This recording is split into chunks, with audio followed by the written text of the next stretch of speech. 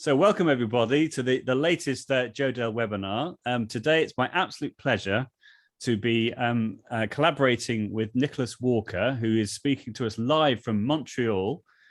Nicholas is an ESL teacher, and this session is particularly aimed at ESL teachers as opposed to modern foreign language teachers. And I can't wait to check out his virtual writing tutor, which he's going to spend the next hour or so showing its awesomeness to us. So without further ado, I'd love to hand over to Nicholas, and let's get started and finding out all about Virtual Writing Tutor. Over to you, Nick. Yeah, thanks, Joe. So as he says, my name is Nicholas Walker. I'm a teacher at a college in Montreal, and I teach mostly French students.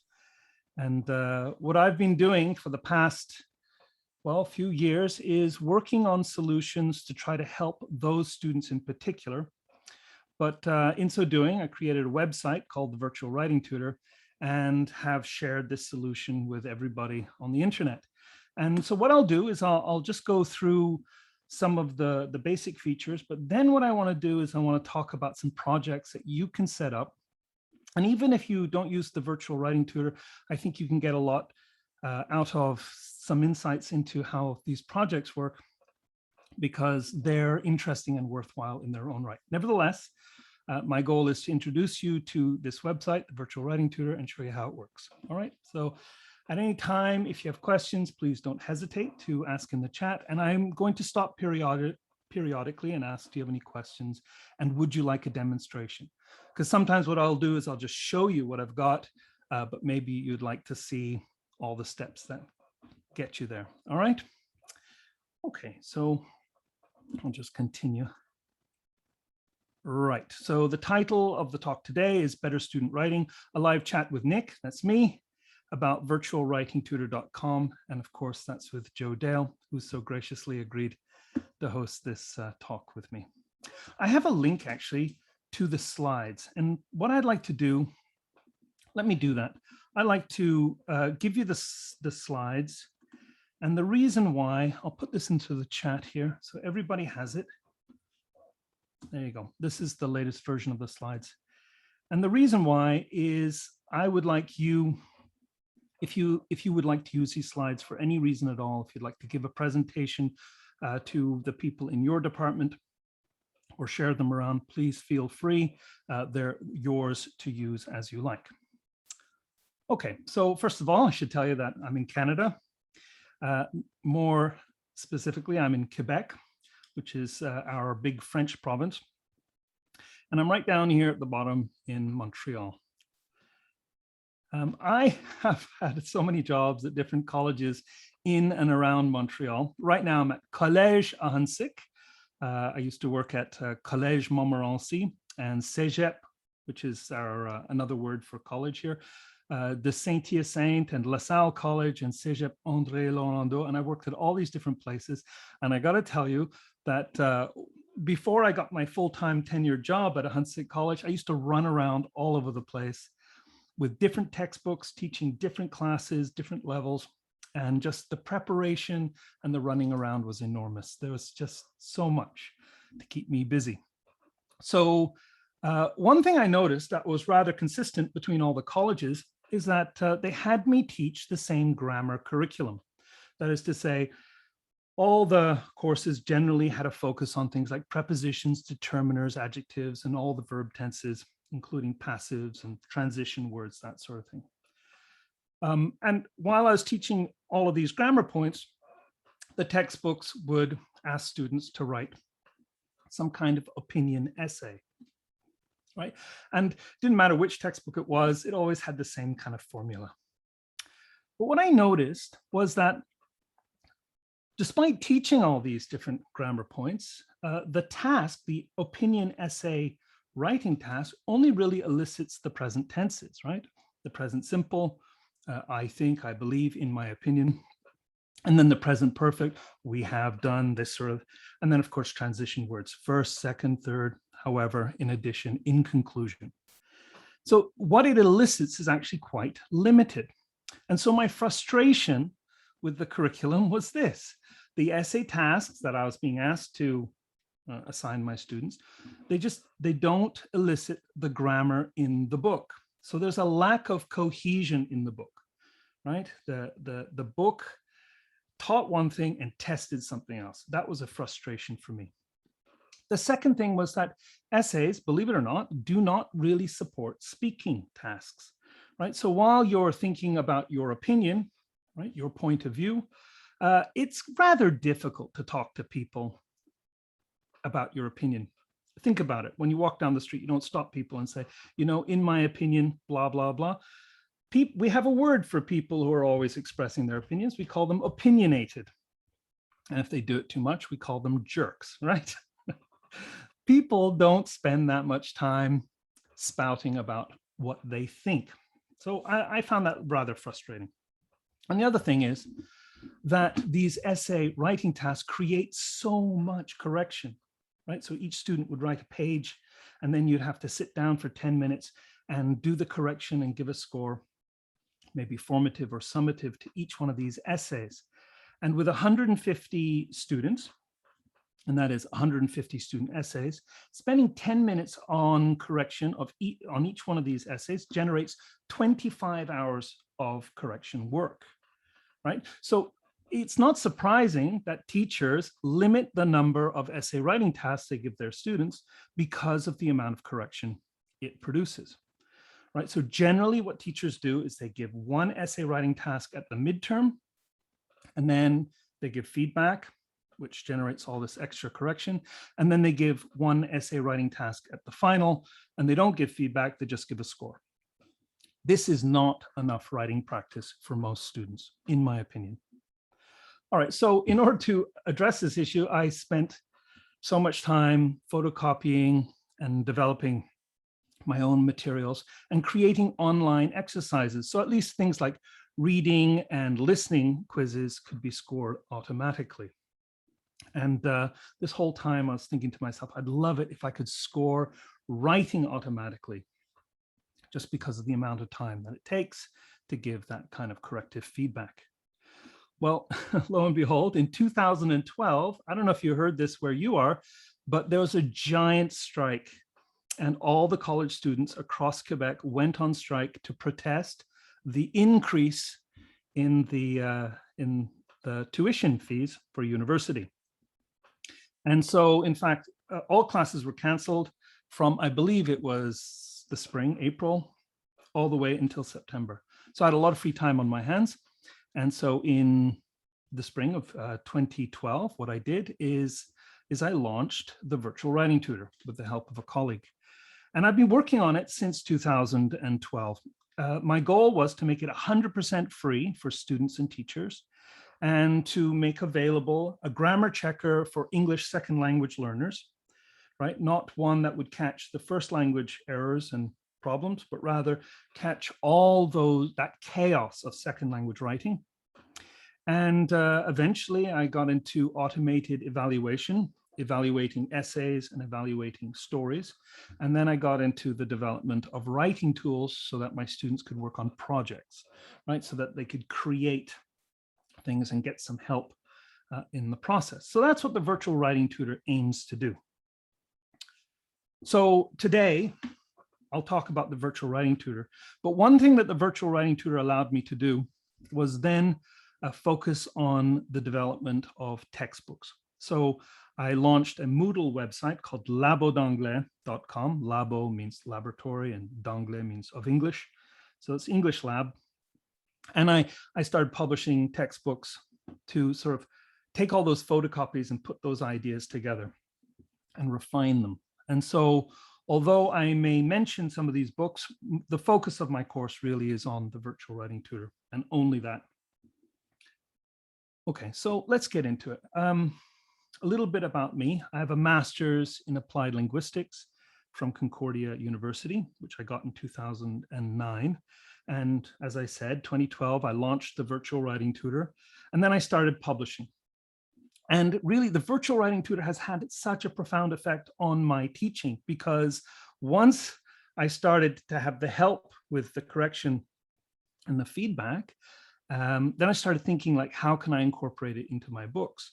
Well, in 2017, I won the TESOL Canada Innovation Award, which is the biggest training organization for second language teachers or English second language teachers in Canada. The same year, I won the Sesquicentennial Pin for Leadership in Education. 2 years later, I received the AQPC Mention d'Honneur for Excellence in Teaching. My college gave me a Reconnaissance Institutionnelle for Technopedagogy, which is computer-assisted teaching. And then I won the highest award from the Quebec organization for professional development called Speak.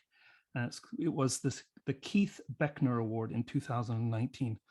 Well, with all of that, I've been thinking about what else I can do. And just recently, I won a grant from Entente Canada Quebec to develop a level placement test for all the students in Quebec. So that's my latest project, and hopefully I'll get a chance to talk about that someday in the future. Anyway, needless to say, this website has had a profound effect on my teaching. And let's go through it. Let's have a quick look. First of all, you should notice that there are two toolbars, right? The first one is a navigation bar up at the top, and you can see terms and privacy. We don't sell your information. I don't at all. We have essay tests, IELTS, pen pals, writing tools, and I'll go through them. But the first thing you should notice on the toolbar is that, in fact, there's a down arrow, and there are more tools available for you to use to analyze a text. Okay, so let's have a look at the navigation bar. The first thing is the essay test, and this is the automated evaluation system that I mentioned. And so all the tests that I've developed are arranged by textbook title. You don't need the textbooks to use them. You're free to access them as you like. The next thing is the IELTS link. And this is because I was getting a lot of requests from students preparing to take the IELTS exam, which is a proficiency test. And they wanted to know how good their writing was. So I developed a series of writing and speaking evaluations, and you can get them through here. You click on that link. It looks like this. There are writing evaluations here and speaking evaluations, which will score your pronunciation. This is actually the latest development in the website. The next thing is a pen pal exchange. I developed this for my beginners because, rather than write opinions, I wanted them to exchange personal information and make personal connections with other people. So what I did was create a series of groups and had them interact as pen pals in their second language. And it's self-scoring and helps them with their corrections. It looks like this, right? So what you have are the topics on the left. They write their messages to their pen pals, and then the scores appear on the right and let them know how much they've written and how well they've done. And I'm going to get into this in detail a bit later. In the meantime, I want to show you the writing tools.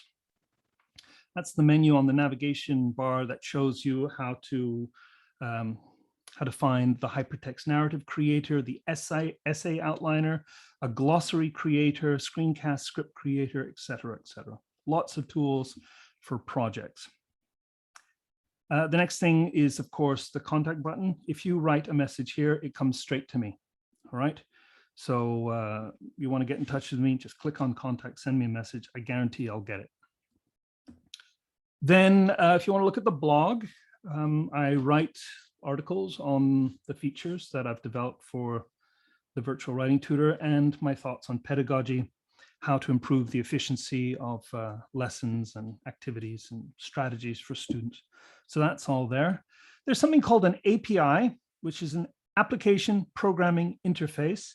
This is for programmers, for developers, right? And so what this is about is that, let's say you have a website and you would like to offer some of the features on this website on your own website. Well, there's a way that you can do it programmatically. So that's the only thing that's not free on this website. The next thing is a forum. Users can post essays and then comment on each other's submissions. And there is a login for members. Membership is free. There's no spam. It's entirely designed to benefit users. And so you can log in And you get a bunch of extra features. For example, it'll track your errors. If you write something and submit it, it'll store the text for you. If you generate a PDF, it'll store a link for you, and you can find it and track it down. There are games. So every time you put in a text, it captures your errors, and you can go back and play a game and try to correct them again. So it's a kind of review game. And in your profile, there's a bunch of free stuff. You can change your password. You can set your first language so that the system will do some translation for you. And let's say you don't want to use the virtual writing tutor anymore. You want some privacy. You can delete everything. And here I want to emphasize that I respect your right to be completely forgotten, right? I'm not trying to store up data for myself in any way. You have the right to be completely forgotten from the system. All right. Okay. There's a chat box. Put that in. You can click on it and ask questions, and it will tell you what features are available to help you. And I think that's pretty much it. Oh yeah, I should mention there are example texts. Let's say you just want to try the system out, but you don't have any authentic texts to use with the system. Well, there are examples here that you can use and try the score essay system, or just check out the grammar checker. All right. So these are the tools that are available on the index page to analyze any text you want to put in. You can see word count, self-explanatory, grammar check with 12,000 rules to catch second language errors. You can score an essay. We score 4 types of essay on the main page: opinion, argument essay, film analysis, and literary critique. Check your punctuation, which limits the error check. You can check an essay. It gives a whole bunch of different kinds of measurements at the same time. Check writing. You can check your sentence length, check your vocabulary, see how sophisticated your vocabulary is. There are different rubrics, like ways to do evaluations of text for teachers if they want, and then they can print them out as PDFs. You can check the paraphrase of a text. Let's say your teacher has asked you to paraphrase something. Well, you type out your paraphrase and then you put in the original text, and it'll compare the two and give you the percentage of similarity between the two. And you can check the strength of a topic sentence. Let's say the teacher says, write a good topic sentence. You're not sure if it's really any good. You put it in, it'll score it for you and let you know whether you've really expressed something that's debatable, cohesive, has impact, has that kind of urgency that will score well with the teacher. You can check cohesion for cohesion words. There's a dictionary that you can use, and you can print out any text that you've written on the system. Okay, so all these tools are for the text that you put inside the text area here. So with that, I'll ask, do you have any questions at this point, or you want to see a demonstration? I'm happy to show you what it can do. We've had a great question from Catherine to start off with. So Catherine's asking, is the virtual writing tutor mainly used by teachers or tutors or by students themselves? I was thinking myself the same question. What would you say is your target audience for the tool? Absolutely, for students. I want the students to use it. But I believe that students, in their kind of sense of urgency to get their work done, they're unlikely to spend a lot of time exploring the website. So oftentimes, I think teachers need to bring the students to the website and ask them to perform specific tasks. But it really is designed for students and their teachers as an extra. Fantastic. Well, I can see that you're really whetting everyone's appetite, because we've got 2 people, Laurie and Roberto, saying a demo, please, a demo, please. Oh, and then Pasare is saying, I concur. So we're desperate to see a demo, Nick. All right. It's easy enough to do. I'll just, I don't think I need this. I'll go here. And I'll just type in virtual writing tutor. Did I do it? There we go. There's virtual writing tutor. Okay, so here's the website, just like the PowerPoint I showed you. I'll show you an example text right here. There it is. You click on it. You can click on another to get a different one. Start with the first one, and I'll click on grammar, check grammar, right? So watch what happens. It takes a second and counts your words, counts your paragraphs, and it tells you the number of errors, right? It also calculates the error density. Now notice, most grammar checkers, what they do is they underline a word in your text, and you click on it and you can correct it by selecting from the choices. We don't do that with this.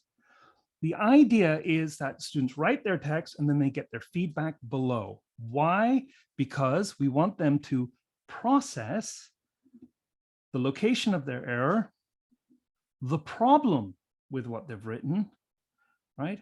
And then the suggestion for the correction. So it says, I make a lot of mistake that negatively affect my writing. Use a plural when you mean more than one mistake. Revise mistakes, plural needed, right?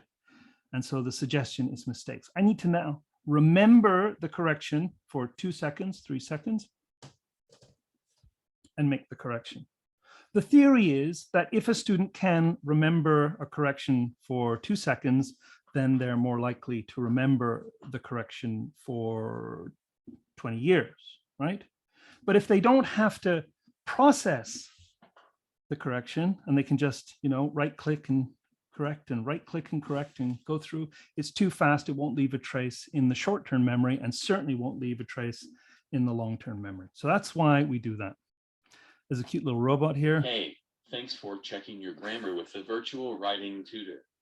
It's an animated guy, students like that. Yeah, you can translate the feedback into your first language. I've set French as my first language. Utilisez un pluriel lorsque vous voulez dire plus d'une erreur.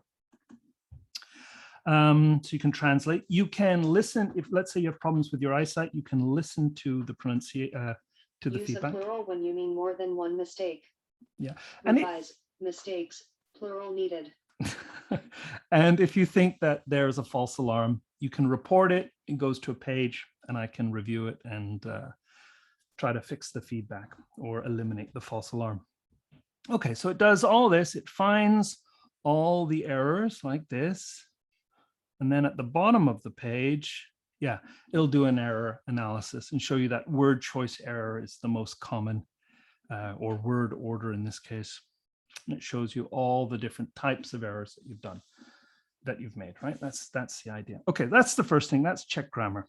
I won't score essay quite yet, but we can check target structures. And target structure is a very important part of pedagogy, I believe.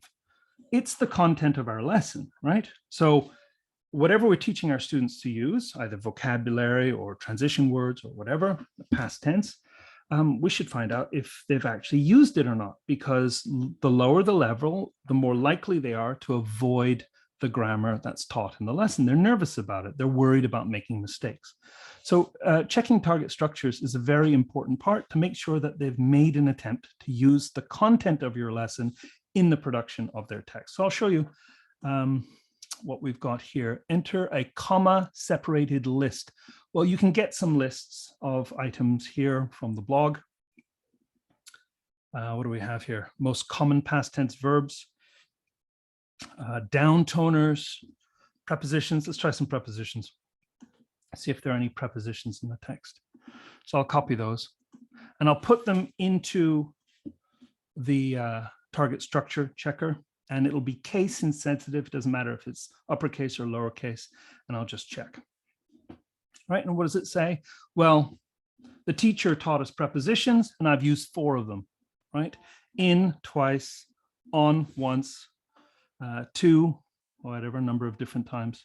So in this way, it's a way for students to make sure that they're using the language from the lesson. Okay, that's target structure. Punctuation is another kind of check. Check essay, check writing, check vocabulary. Let's see how my vocabulary scores. In terms of low beginner words, which are the 2,000 most common words in the language, I've used a bunch of them. These are common words. Beginner words like effective, immigrant, retail. This is the 3,000 most common words. What else? Verb. Okay, so that's basically it. This text is what you might call like a low-level beginner type text. It's not using very advanced vocabulary. And that's what is shown with this analysis. It also checks for academic words, and they're also graded. So you can show the details and see that immigrants and negatively are considered beginner academic words. Nevertheless, definitely, these are all flagged as academic words. So it does an analysis like that. Let's say I want to check my writing, check the sentences. This is fun. Not only does it check the vocabulary, it checks for cohesion words and organizes it according to type, coordinating conjunctions, subordinating conjunctions, comparison words, sequence, etc. It tells me my sentence length. Now, this is important for people who are working in academic writing. You want to make sure that your sentences are of a certain length. On average, in academic writing, we aim for about 20 words, right? If it's too short, then your reader will notice. And also what you want to do is you want to make sure that you're writing short sentences and long sentences and medium sentences and short and long and medium, and you're varying the length of your sentence. So that's why we do a sentence length variability. And here I have moderate variability in my sentence length, which is good. More variability is usually better, and we consider that very dynamic writing. Does a sentence count? And it shows me the length of my sentences. So I get like a visual representation of the length of my writing. You can see that's not good as a short one. And green is quite a bit longer. Purple or blue or whatever this is the longest. And then I get an error profile. So there are a bunch of tools that are available. I really suggest that you just play with it and see what the system can do. And hopefully you'll try this examples for score essay. For instance, like an argument essay, film analysis essay, literary essay, opinion essay, and just see how well an essay will score and how you can revise it to make the score go up. I'm going to be getting into these in a minute, but here's an example. If you teach literary analysis, I have a sample literary critique that you can check. Once you've added the essay, you click on score essay. It's recognized that it's a literary critique essay already. You click check, and then it scores it for you, right? Counts your words and gives you feedback on the quality and the structure of your essay. Red comments mean there's something to change. Green means you've done a good job. Anyway, I'll get into this a bit more later in my talk. If it's all right, I'd like to return to my slides. There have been lots of lovely comments so far, Nick. People have been saying things like, this is nice, looks amazing, amazing. And then also Passeray was saying that when you're talking about processing, he was saying processing helps with procedural knowledge, which is lovely to see as well. Yeah, so I think everyone's very impressed, me too. Okay. Roberto's saying incredible as well. Yeah, it's fantastic. I mean, the fact that it's basically marking your essay for, or it's doing a deep dive into the students' essays and showing, as you were saying, the vocabulary, the spelling mistakes, the length of the sentences. It's very powerful. I mean, do you have a coding background? Is that how you sort of decided to create the tool? No, not at all. I mean, I took computer science in high school, but honestly, my math wasn't strong enough. When I got to junior college, I couldn't do the pre-calculus. So I ended up in language arts and ended up studying English literature. And then I went on and I did some teacher training in teaching English as a second language. And then I did applied linguistics, but I did a focus on computer-assisted language learning. And then ever since then, I've been talking to programmers and trying to learn some programming language, like a little bit of JavaScript, a lot of XML, because that's how I code the error detection rules. And then I'm in constant contact with my developers, who are the professionals, and I tell them what I want and they work on it and we develop things together. And it's my textbooks and the little ads that you see on VirtualWritingTutor that pay their salaries. So this is not a big money-making operation for me. What it means is it allows me to explore my pedagogy in ways that I find really exciting and so interesting, so fun, really. But what I want to talk to you about today is a series of projects and how the virtual writing tutor facilitates those projects, because I really believe we learn by creating, right? By expressing ourselves, right? It's not enough simply to get an analysis, because let's face it, a flood of more feedback, of more information about our writing is impressive, but really it's not really what students want. What students want is to express themselves and have an audience, and then look good in front of their peers and avoid looking bad, right? I mean, that's their real motivation, to look good and avoid looking bad. And the feedback helps them with that goal. So let's have a look at some projects. I have 4 lined up for you. The first one is something called reciprocal teaching. And this is where you get students to teach each other. And this is how I solve the problem of teaching essays and generating conversation at the same time.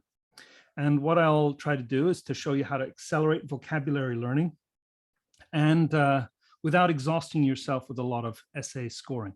So there's an automated argument essay evaluation in this project. The next thing is the pen pal exchange. This is teacher moderated. It's 100% safe. You won't get any weirdos into the exchange. Why? Because you give out the invitations and it's 100% private and secure.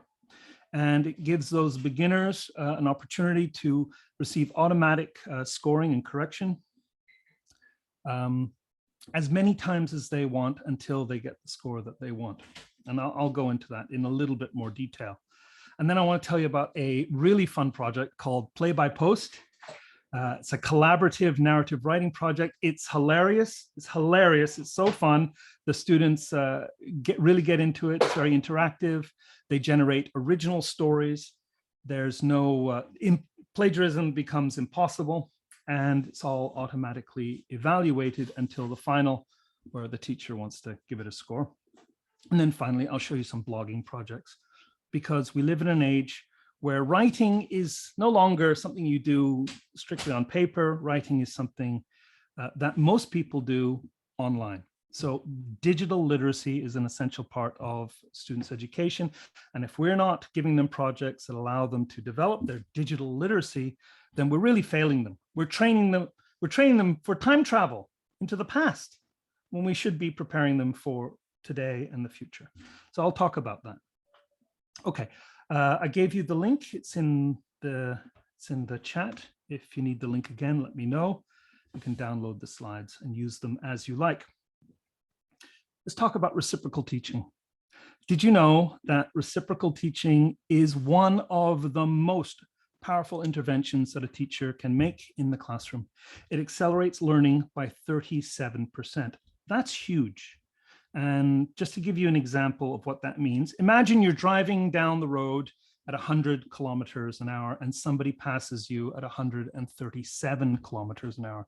That's the difference between your class, as it is now, and your class with reciprocal teaching. It accelerates learning by a huge amount. And it's what you do is you get students to teach each other. Okay. It's not because students are better teachers than trained professionals like us. It's because, as I said, students, one of their motivations for coming to class is to look good and to avoid looking bad. And so if you ask them to teach a lesson, they're going to work really hard to master the material. This is not a performance goal. I'm going to get 90%.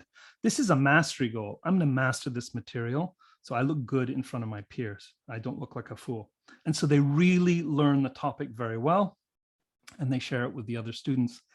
And they get an adequate lesson, but the teacher just gets so much more learning out of it than they would otherwise. Okay, so I'm going to talk about argument essays here, and I'll show you the steps. This is all integrated into a textbook that I've written, and I'm using this semester, but you can do it yourself. The way you do it is you ask students to study argument essay instructions. I think I have them here. I'll give you the link.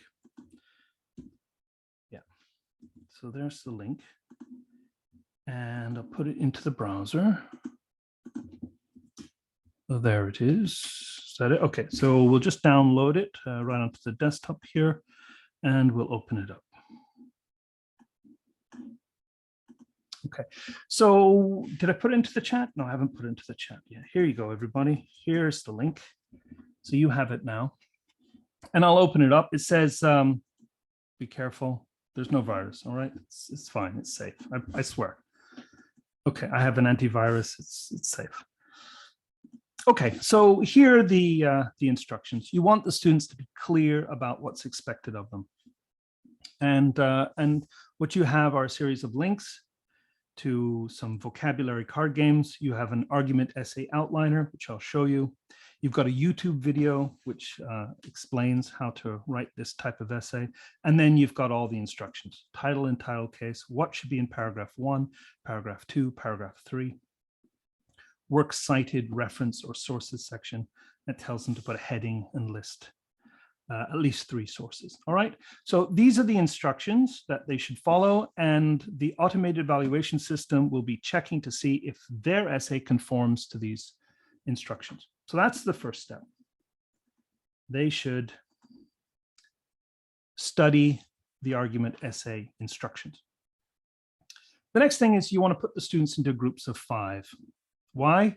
Because we want to give them 5 topics, and every 2 weeks change topics, and each member in the group will teach one of those topics. Okay, so each member of the group should choose a topic to teach, and what I do is I have all these topics preloaded into the Virtual Writing Tutor, but what I do is I use fast food as the example, right? This is the example, so I can demonstrate what an essay should look like. And in fact, I give them a sample essay and I tell them to make the corrections and try to make the score go up. That's the first topic. So I don't use it for reciprocal teaching, but rather as a model. And then the last 2, immigration and climate change, I use as evaluation topics. So this will be their final writing exam. In the meantime, they will work on internet censorship, animal rights, abortion, feminism, body image. These are the big controversies of our time. I thought abortion was a controversy in the past, but apparently Texas and Florida have revived this as a new controversy in those states. So it's still with us.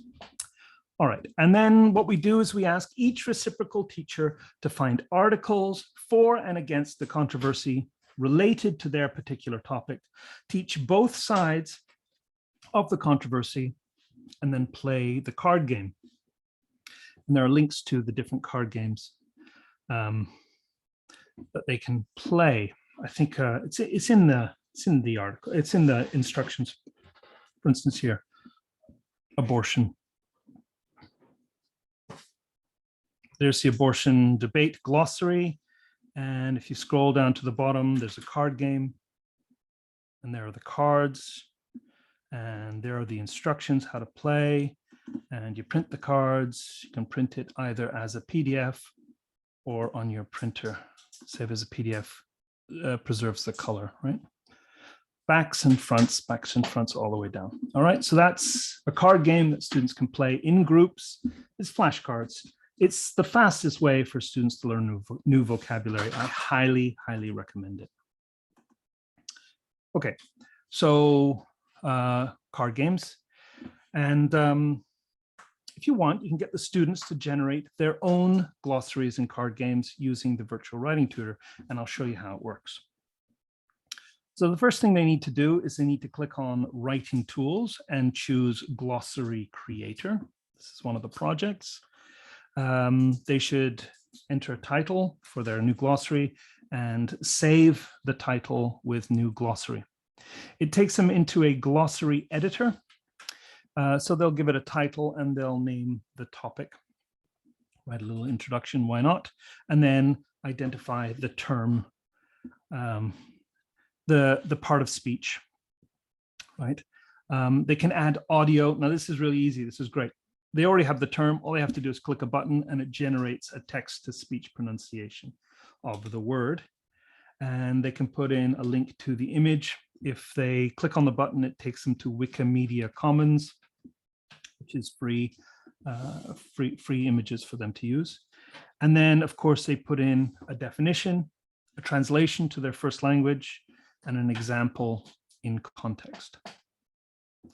All right, so that's the glossary maker. You click on this button once you have a few glossary items, and it generates a quiz. Now, this is automatic JavaScript quiz creator that you can integrate into any course or web page. You can click on the button to generate the card game, which is a PDF, or you can print it out on paper, and you can publish it on the Virtual Writing Tutor, or export the HTML to integrate into your blog or your Moodle course or whatever platform you use online. Here is here's the matching game, the little quiz, right? So you have, on one side you have the terms, on the other side you have the definitions, and you just match up the terms with the definitions and click check. And every time you reload the page, you have a different assortment of terms and definitions from your glossary. It's random. The card game, which I showed you, there it is. And of course, the instructions, how to play. And you've got your glossary, the multimedia glossary, the term, part of speech, the definition in sentence case, an example, the translation. In my case, I put it into French, the pronunciation, and an image if it's useful. In this case, the analogy is between sugar and smoking. They're both toxic and bad for your health, potentially. All right, so that's the glossary. And as a project, keeps students busy, and I think they really enjoy it. Any questions? We don't have any questions in the chat, but I was just wondering, in that matching activity, was that based on the Hot Potatoes multimedia suite? Does it look quite similar? Which is also Canadian. Yes, that's right, from the University of Victoria, I believe. Yeah, that's right. Yeah, so what we did is we modeled the quiz based on the Hot Potatoes JMatch quiz. It's JavaScript. And the idea is that it should be able to plug into Moodle and report the score to the gradebook. So we wanted it to be useful to Moodle users. Yeah. Awesome. And presumably, I know that the tool is aimed at ESL teachers, but presumably those activities, like the flashcard activities, you could do in different languages, would you say? Is that right? Oh yeah, it's not restricted to English. Yeah. No, you could do it with any language at all. You'd have to experiment and see what limitations it has. Like the text to speech is set to English. I guess I could open it up to other languages if necessary. I don't want to lose focus, but no, of course. No, I was just wondering. We got a question in the chat. At what proficiency level can one introduce these activities? What would you recommend, Nick? Well, so I would recommend at least low beginner, I would say. Low intermediate. The high beginners that we have at the college, they tend to have all kinds of other difficulties, at least in my context. So digital literacy, just creating an account, following instructions can be so laboriously difficult for some of them that it can be problematic. But low intermediates, I use this with my low intermediates to develop a blog related to their field of study. So I asked them to create a glossary with words related to their field, with pronunciation, translation, and a card game. And for low intermediates, high intermediates, and I guess advanced, no problem. Cool. That's an excellent answer. That's fantastic. And then Mohammed is asking, is there a curriculum based on the tool? Because you were talking about textbooks that my understanding is that you've written a textbook and you based this on your textbook. Is that right? Or do you have a manual you're going to show us on your bookshelf? Or yeah, I'll see if I have one. I'm not trying to sell textbooks today, but I can show you. Okay. I'm sure everyone would like to know. That's great. Great question, Mohammed. All right, so here's the textbook, Actively Engaged Online. And so it's a series of exercises and blogging projects. All the projects are at the back. And yes, I use this with my low intermediates and my high intermediates to get them to blog about their field of study. And there's a digital version on labodanglaise.com. If you're interested, you can contact me. We can talk about what kind of things I can help you with. Excellent, fantastic. So those are all the questions so far. We're all loving it, I'm sure. We'd love to see some more demonstration for sure, if that's possible, if you have time. Sure. You want to see a demonstration of the glossary? You want me to move on to another project? Whatever you'd like to show us, Nick. We're loving it. It's great. Okay. Well, then I'll move on because there's lots to show you. This one, I want to show you the essay outliner. So remember, the project here is reciprocal teaching. We want students to generate a card game or use the one that's supplied and work on the vocabulary together with their group. And then we want them to outline an essay. Well, that can be quite challenging for students. So I'll show you the essay outliner. And, you know, this came to me in a dream one day. I was sleeping. I had this dream that my students were on the bus, on their phones, making an essay outline and coming into class. And when I said, do you have your outline ready? They say, yeah, I made it on the bus. So this is actually the content of a dream. So I thought, wow, I should work on that. Try to find a way that students can get help with their essay outlines, no matter where they are, and just make it a case of filling in a form, right? So let's see what it is. So just to let you know, making an outline before writing an essay has been found to accelerate essay writing achievement by 43%. Again, imagine driving down the highway at 100 kilometers an hour and somebody passes you at 143 kilometers an hour. It's an enormous advantage writing an essay outline. So it's worth doing. That's my point. Okay, so when you click on this link, it'll take you to this page. Actually, it'll take you to My Outlines, and you have a choice between opinion essay, prioritize list essay, or argument essay. We'll just focus on the argument essay outliner today. And click on that tab and then start filling in the form. First thing is the title. Then you choose how you hope to start your essay. You don't have to write anything. You just choose from the drop down. In my case, it's going to be an engaging question. I need to mention the topic, and the topic is added sugar. And then I should indicate what my attitude is towards this topic, and I'm against it, right, for the purposes of this essay. And then how do I define my terms? Well, this is going to go into my introduction. So it's processed food that has glucose, dextrose, sugar, or fructose added to it, etc. All right. And then there are other, you just continue down the page till you get to the bottom and you click save and it generates your outline. So it's all there. It's all organized by paragraph. You can copy and paste it and send it to your teacher in an email or on a Moodle form. You can print it out on a piece of paper and hand it in. And you can go back and modify it and make changes if necessary. So that's the essay outliner, and you find it under writing tools. Look for essay outliner and it's there. I don't think I don't think I need to demonstrate it. It's pretty straightforward.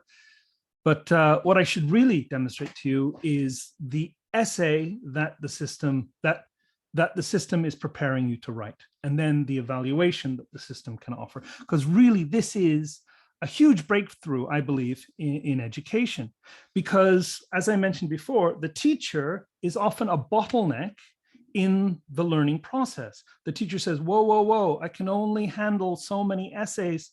The correction load is just too much for me. So stop giving me all your writing. Students don't want to write if they don't have a reader, if the teacher's not going to correct it. It doesn't count. So automated evaluation just opens that door to allow students to write so much more during a semester and get the writing practice they need. Okay, so if you have a look on the Virtual Writing Tutor and you click on examples for score essay, one of them is an argument essay. Click on it and the essay appears in the box, and then you've got the score essay button that's highlighted. Now you can use the score essay button at any time without the example. Put in any argument essay and it will try to determine the topic and give you a score. So you click on score essay, and what happens 2 seconds later, well, first you have to identify the type of essay, you click check, and then 2 seconds later you have a score. In our case at the CEGEP, it's not 2 seconds that students have to wait to get their score. They have to wait 2 weeks. 2 weeks. Now, some species, right? If you delay feedback more than 2 minutes, the feedback has no effect on their learning. right? Some species. Humans, because we can reimagine the context in which we wrote something 2 weeks ago, the feedback still has an effect. But giving the feedback sooner makes the feedback so much more effective, because you're getting feedback on form while you're in the process of creating meaning. So this is what we want. We want timely feedback. And 2 seconds seems to me like the right amount of time to wait. Okay, I want you to go to Virtual Writing Tutor and try it yourself. You'll see, and try making changes, try following the feedback, try to improve your score, get it from 83.5 to 99. You'll see it's going to focus your attention on form in a new way. There's your score. You can print feedback at the top. Teachers can use it if they want. If they want to just send me your essays, and then just like run it through the system here and generate PDFs. Why not? If you want it integrated into a Moodle course, there's a Moodle plugin that we developed called Fast Assignment. It works very well. I have it on labodanglet.com, and it's free to download. You'll need to use the API in order to get it to work. Anyway, that's the automated essay evaluation. I use it with this textbook called Actively Engaged in Persuasion. This is my latest book. Okay, so any questions?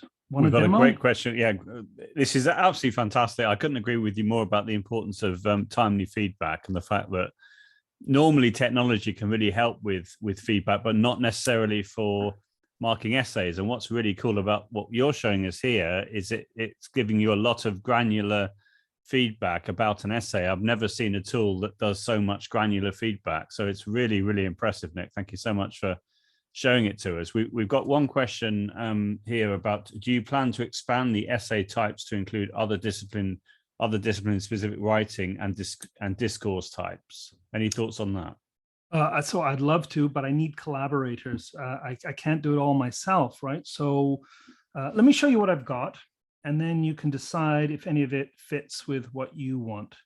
So I'll just close all these. Target structure here, the grammar checker.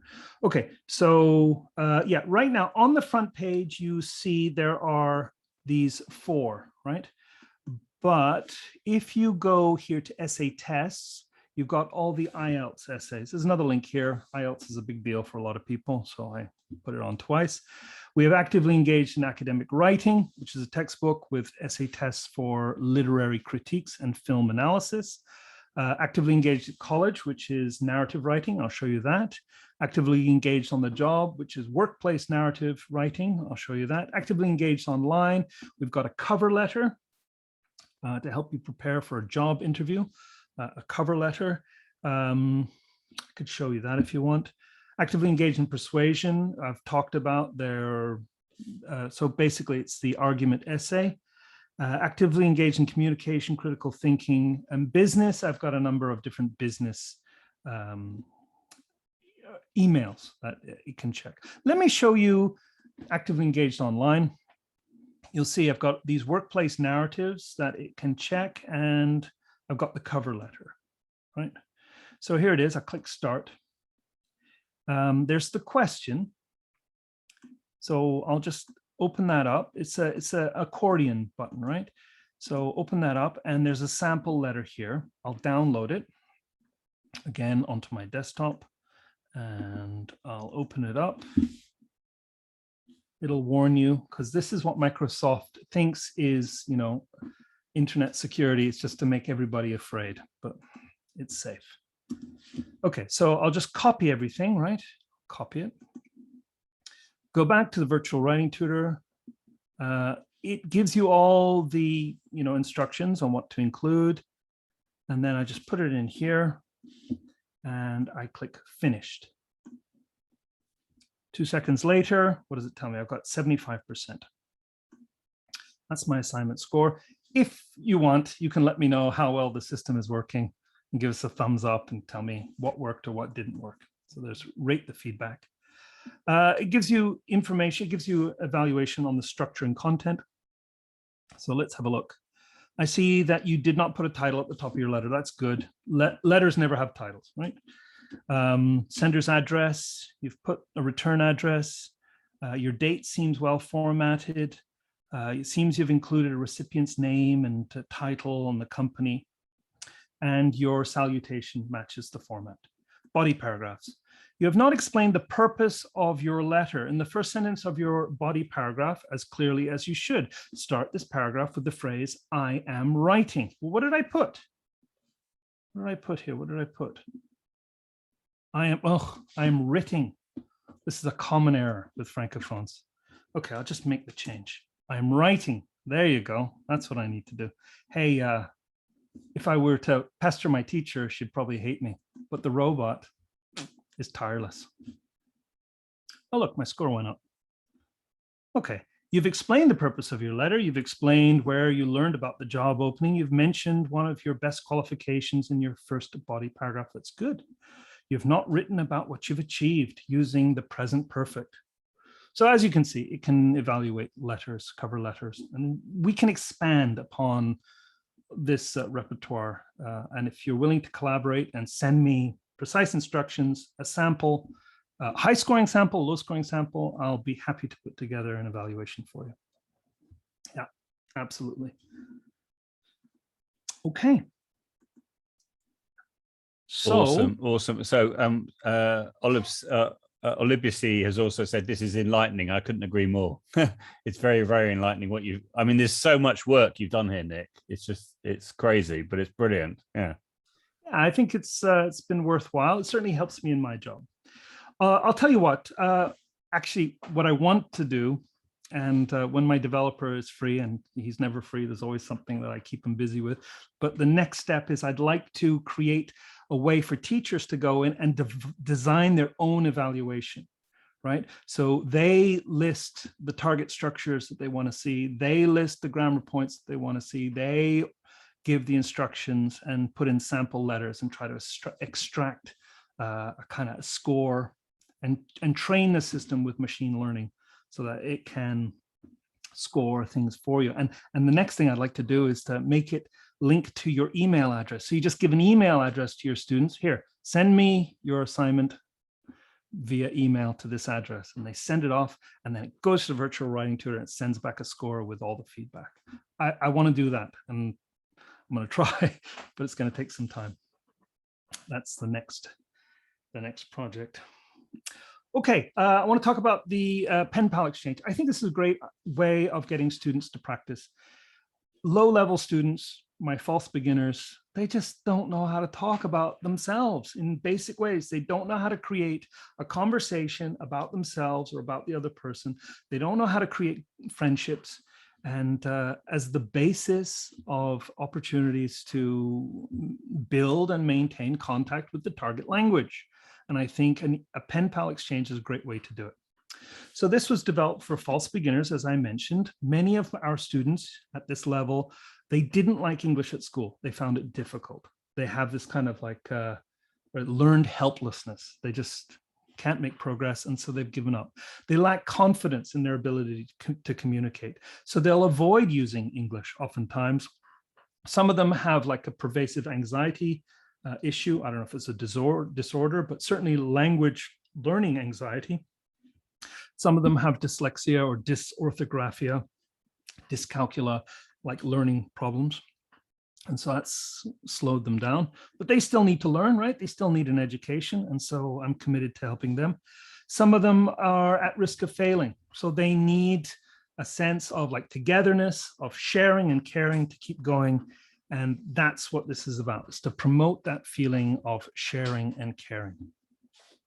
So what you do is you go to the virtual writing tutor. Remember that languages are best learned through the repeated exchange of meaningful messages with a focus on form. By form, I mean accuracy and the target structures from the lesson. So this is the best expression of how languages are best learned from Gat-Bonton and Segalowitz. Languages are best learned through the repeated exchange of meaningful messages with a focus on form. So that's what I'm trying to do with this. You have to choose whether you want to log in as a student or as a teacher. If you're a teacher, you can set things up. If you're a student, you can use the system to improve your English. But you'll need a teacher to set it up first, right? This requires a teacher. Click on student. You get basically a forum, right? Now, the teacher has already set it up with the different topics. So introduce yourself, neighborhood, technology, my family, a memorable day, a memorable trip, things like that. And so you write a pen pal message to somebody, you don't know who they are at the beginning, and then the teacher will match you up with a pen pal, and then that person will be able to come onto your message here and write a feedback message. And I'll demonstrate later if you're interested in seeing. And so what it does is they can work on this after you've given them a lesson in the classroom. They can go into the lab or at home and they can write their message and wait for a reply. And then they'll get an email when they get a reply to say, go check. And it's kind of like Christmas. It's exciting, you know. You write your message here, the scores appear on the right. The editor is very simple. It's very plain, uncluttered. You put your message in the text area, like, dear pen pal, my name is Nick. I have 51 years old. Do your students make this error? Because my students do. I have 51 years, right? Instead of I am. I live in Montreal. I study applied linguistics. I work as a teacher. I like to relax by giving webinars. It's very relaxing, etc., etc. Best wishes. Okay, so when you save, it generates your score. It sends everything off to the various checkers and generates your score. But if you like, you can use the correction tools to try and improve your message before it's scored. And you can always come back and check it afterwards, right? You can add media, like you can record yourself reading your message, which gives you pronunciation practice.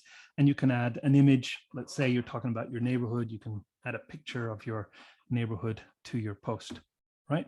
If you want to know how the system generates a score, you can click on evaluation criteria. The teacher sets all this up, right? Now I have a template that teachers can import and use just straight off the shelf. They can modify it or they can build their own templates. In any case, this is set up by the teacher. You get a score on 10. It's expecting 100 words. If you write 100, you get 3 points. It's looking for these targets. If you use the targets, there are at least 6 of them, you get 3 points. If you have 3 or fewer errors, you get a score of 4.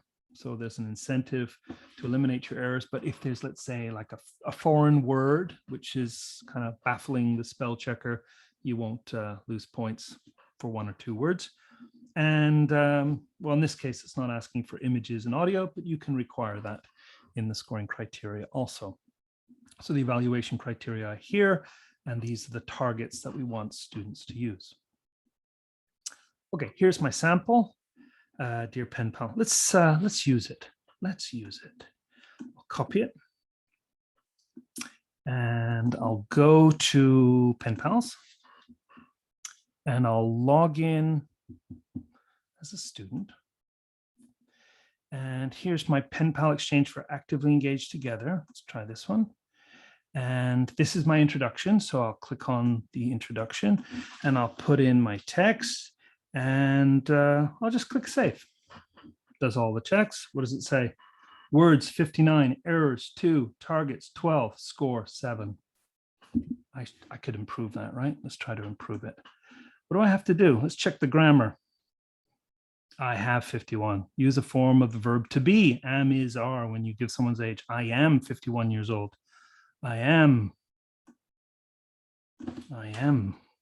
oops. I am 51 years old.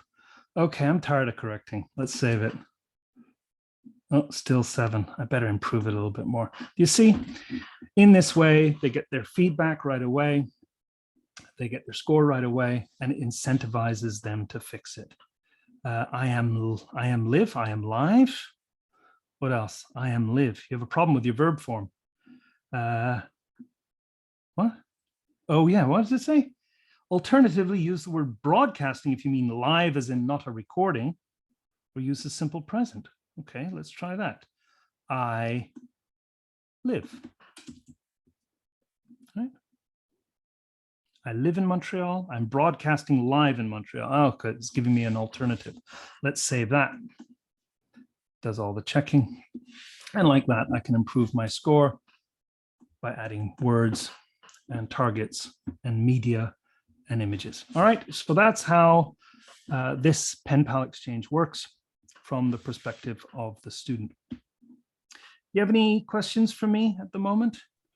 Yeah, we've got a question from Catherine from University of Limerick. She's asking, she's saying, I assume you are more than happy if we share this with colleagues. I'm sure the answer would be yes, Nick. Is that right? Yeah, absolutely. So I have a link to all the slides, and I'll just put it in again in case you came a bit late. So download the slides. Okay. Yeah, and I'll put it in the chat. Please tell everybody. That's the point of this. I'm trying to get the message out and get as many people to use the system as possible. And the slides are here. Feel free to use the slides for any purpose. I'm not claiming copyright. I don't care. I just want to get the message out. So please help. Catherine's written already. No worries, downloaded already. Excellent. Love it. Okay, so that was the pen pal system. What else do we have here? Yeah, we've done all that. Yeah, so I'll just mention that I put all this together in a book called Actively Engaged Together, and that's what I use with my students. Okay. Need anything else? Well, there are instructions for teachers, and there's a video, and if you follow it, you shouldn't have a problem. And if you need help, I'm happy to help you. The next thing I want to talk about is like this passion project for me. It's collaborative storytelling. I think that storytelling is really underused in our profession. Everything's about like essays and argument, and I get it because academic life is about making, reasoned, evidence-based claims. I understand that. But for second language learners who haven't mastered the verb system, they need stories, because stories are how we learn about time and tense and reference and how people speak. It's got so much, it captures so much speaking and informal English that it allows us to learn how people actually communicate with each other in everyday life. So I mentioned how like essays only really elicit the simple present, present perfect, and maybe some transition words. But think about what a story can do, right? Collaborative narratives can elicit all the grammar you need just in time for the section of the story that you're working on, right? And I'm going to show you how that works in a minute. It can collaborating on a story, talking about the events of what happened and who did what and why, generates so much conversation. There's a guy called Pupor in Urbana-Champaign, University of Illinois, and he brought in a group of South Korean students, and he went through a series of different topics over the course of 15 weeks. And he asked them to rate which topics they found the most interesting. Well, it wasn't controversies. They found that controversies left them feeling isolated and separate from the group, because there was argument and debate, and sometimes they felt left out if they were on the wrong side of an argument. But the topics that brought people together, created the best group cohesion, created the most interest, were dramatic stories, or stories about personal development and change. So think about it. When somebody says, I have an opinion, what happens? Physically, people lean back and they consider what you have to say. Oh, yes, very interesting. They lean back, they lean out to reflect. But if you say, you won't believe what happened to me today, everybody leans in. They want to know what happened, right? So just physically, you can see how stories engage and bring people together. And the last thing is that if you can get the virtual writing tutor to check for errors and for the target structures like past tense verbs and length, it can dramatically reduce the amount of corrections that you have to do, right? So if you have 150 students like I do, an automated evaluation that generates 0 hours of correction work, which allows you to do more coaching, Be more available. Be in a better mood in the classroom rather than irritable because you stayed up all night doing corrections, right? Get the system to do it. It'll make you a better teacher, in my view. So let me tell you about this collaborative storytelling project. Students work in groups of 4 or 5.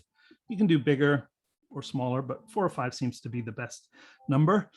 Each student in the group invents a character, right? So if you've got 5 students, you have 5 characters.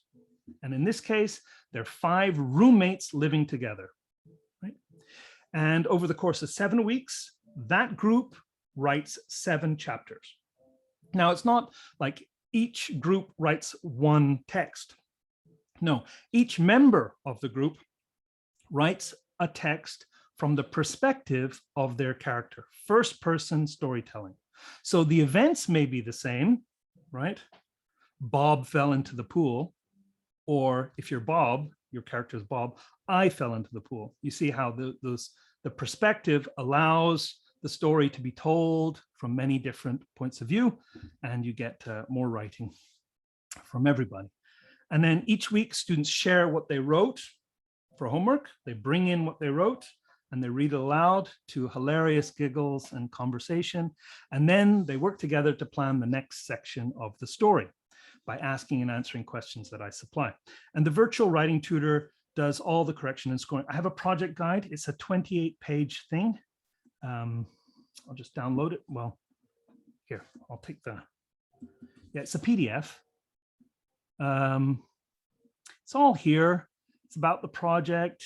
You have the story, you have names that they can choose, right? And then they're like each sections with the questions that they have to ask, sample texts, and there's even a pronunciation app that I'll show you can work. So I'll give you the link in the chat, and you can download this 28-page guide and use it as you like. All right, it's from a textbook, but I want you to use it if you want to use it.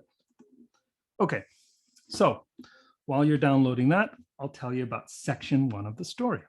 Well, section 1 of the story works like this.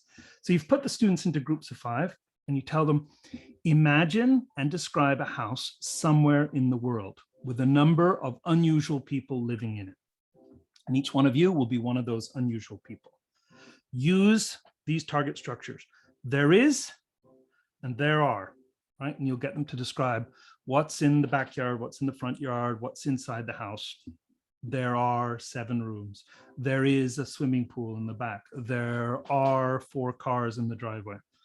Capitalize people's names, place names. I, for some reason, my students don't capitalize the pronoun I, and use prepositions correctly. We live on a street, in a town, at an address, which students find difficult. Okay, so there's a plot element, and there are always target structures, right?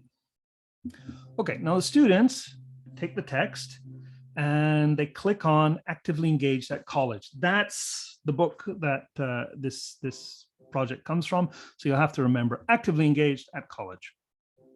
Click on it, and then you click on House Writing Project 1 of 7. Assignments 1, 2, and 3 are how I prepare students through the first 3 weeks. And by week 4, we start the project. House Writing Project 1 of 7. You have the instructions. You put in your text, right? And there's this accordion button. You write the text, you submit, and you get your score. 30%, sir. That's harsh. 30%. What do I have to do to fix it? Well, look, that's your score. You haven't used all the target structures. You certainly haven't written enough. Like your fluency is low. You need to write more. And you've got way too many errors. You've got too many errors down here. All right. Look at them all. We lives in the USA, Beverly Hills with hills not capitalized. Our house don't look special. You've got problems, right? You've got to fix this. So there is the feedback. Okay, now correct it. And after you've corrected it, you can run it through again, right? But maybe in correcting it, you've introduced more errors, right? So you do the revision. You got 90%, much better. Good. This gamifies writing, right? Every time you get feedback, you have a chance to improve it and improve and get the score to go higher and higher. But you've made more errors, so you fix that. Now you have a score that's, let's say, 100. Well, wouldn't it be great to have education that instead of measuring your existing proficiency, what you came into the course with, rather it would measure your effort and your achievement. And that's what I'm aiming for here. The amount of effort and time that you put into your story will generate the score that you end up with. That's what I want. Okay, section 2. You've introduced the house, right? So we get together as a group next week and we share what we've written. Now we have to describe our character. Remember what I said about all the verb tenses? Check this out. We had there is, there are, in, on, at, but my name is, uppercase, capitalization. I am, not I have, so many years old. I usually wear as a routine, but right now I'm wearing present continuous versus present simple. I go to university, I am studying, present continuous. I have been living here, present perfect progressive. You can just see the richness of the tenses that come out from telling a story. I'm dating, I'm not dating. Okay, we can use as target structures adverbs of frequency. I almost always, seldom, I hardly ever. My students, sir, what is sheldom? It's not sheldom, it's seldom. They've never heard the word before. So we can introduce new words to them. And then, of course, get them to use them with the present simple and get them to learn the exception. I am unusual in that I am always the only adverb of frequency that you can use with the present continuous or the present progressive. I am always whistling in the house and my roommates hate it. Remember, your character has to be unusual. Section 3, you describe a party for the new roommate. Okay, which one of the people in the group has the character that's the new roommate in the house? Say how you prepared for the party, right? You're going to now name some of the items inside a house. My students, they know it in French, but they don't know the English words for microwave, for oven, for stove. They just refrigerator they know, but they don't know the other words. Counter, they don't know. So say how you prepared and then what you contributed and what the contribution says about you, right? And then say how the party ended in disaster. That's the drama. That's the sauce that makes the whole thing so fun for them, right? And it introduces the past tense. Okay, so you'll use everyday house and home vocabulary and the past simple tense. You'll talk about what you contributed. Think about it. The vegan will bring tofu, right? The alcoholic will bring alcohol. The guitarist will bring the guitar, right? So what you bring to the party actually informs the readers about your character, right, that you've invented. So that's funny. It's a way of indirectly telling the reader things. Section 4 is after the party, right? The disastrous party that ended in disaster. Everybody goes to bed, right? And when they go to bed, each of them has a dream, and the dream reveals a secret, either their greatest desire or their biggest fear, right? And of course, this is how it's cliche, I get it, but it's the way that these students can communicate with the reader and tell the reader the character's motivation, what they want, because the character needs a motivation, so we can frustrate that motivation, put pressure on the character and make them snap, right? That's what we want. So you'll need the past simple to describe the events. I had a dream. I was in a boat and I was floating on the water, and I came to an ice floe and I saw penguins, and one of the penguins was pink, and I said, and this happened and that happened. And then I woke up. So those are past events.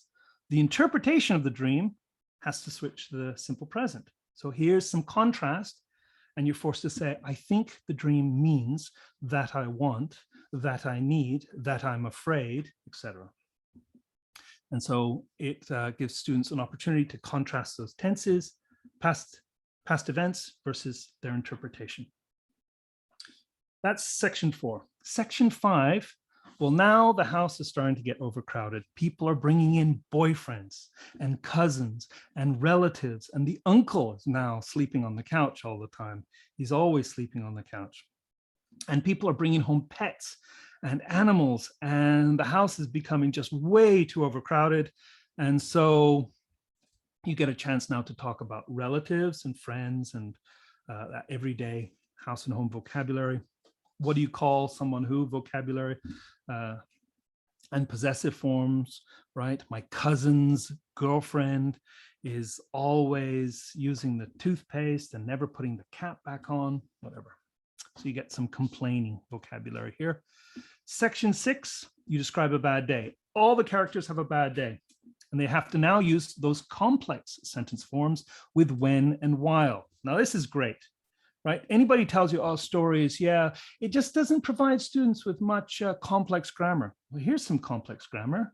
When I arrived home, I noticed the door wasn't locked.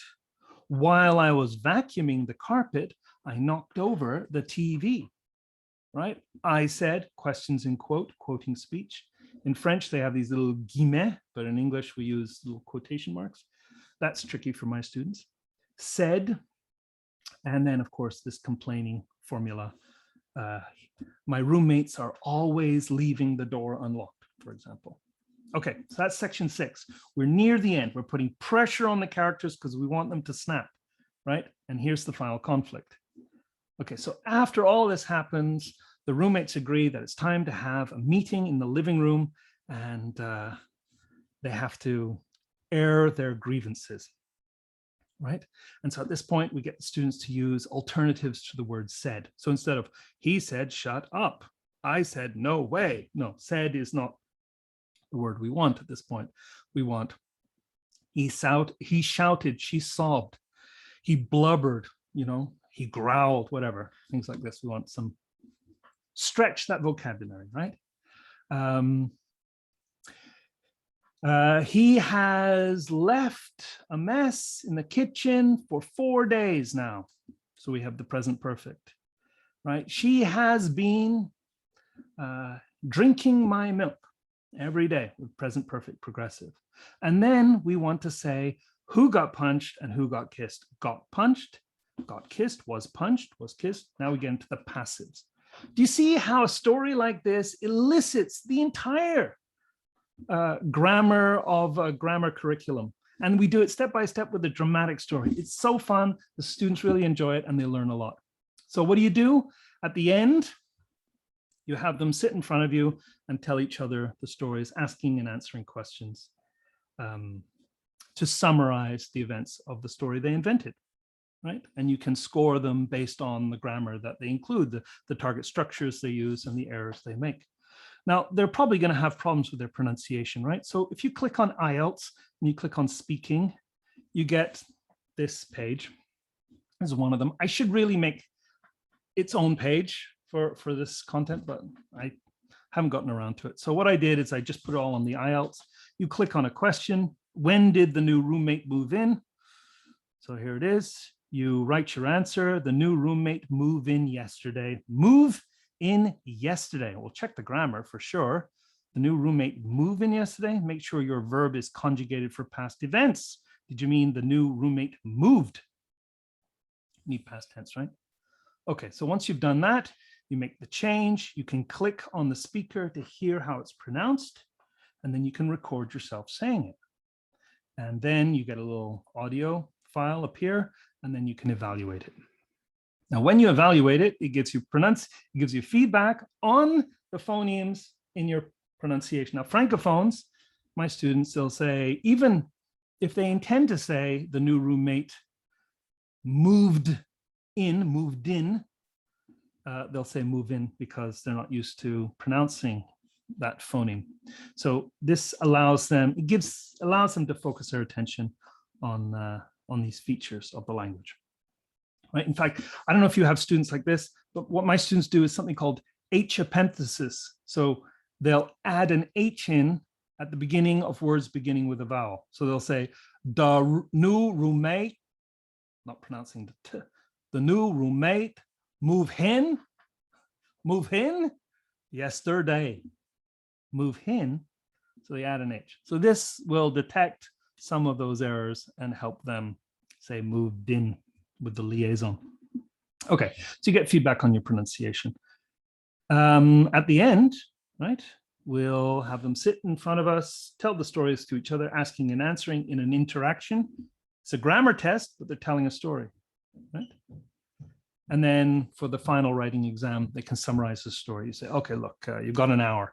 Tell me what happened. And hopefully you'll get the target structures from the course. There, that's Actively Engaged at College. It's here. This is the book that I use, but I've given you the project, and you can work out the grammar lessons that you want to include. It's fun, it's worth the effort, and the virtual writing tutor will correct it for you. You just write down the scores. This has been amazing, Nick. It's been absolutely amazing. Thank you so much for all your demonstrations. Thank you ever so much for everyone coming along as well, asking some great questions. I can see from the chat how impressed everyone is. It's been really, really wonderful. Yeah, I've never seen anything like it, to be honest with you. The detail and the yeah, I'm blown away. I don't know what to say. I'm almost speechless on how powerful it is. It's clearly a huge amount of work, but it's also clearly a labor of love as well. So I would really encourage everyone to give Nick lots of feedback, either after this via email, etc., or through watching the video and getting in contact. I'm sure you'd love to hear from lots of people and look at ways in which you can make the tool even better. But you've done such a fantastic job. It's just really, really wonderful, and such a useful tool for ESL teachers. Genuinely, it's great. Thank you so much, Joe. I really appreciate the opportunity to be able to share with people, and it is a labor of love. I love my job. It's the best job ever. Don't tell anybody, but teaching is a great job. And if we can get some help with some of the corrections, it's even better. Excellent. Okay, well, I'd really like to thank everyone for coming along. It's been absolutely brilliant. Yeah, it's been absolutely fantastic. Thank you so much, Nick, for your time. Great to hear about your context as well, about being in Montreal and what have you, and just wonderful. And you can see from the chat, everyone's saying thank you for everything, and some lovely comments as well, which is just very, very well deserved. That's absolutely brilliant. Fantastic. Well, I'm going to stop recording now, if that's okay. Yep.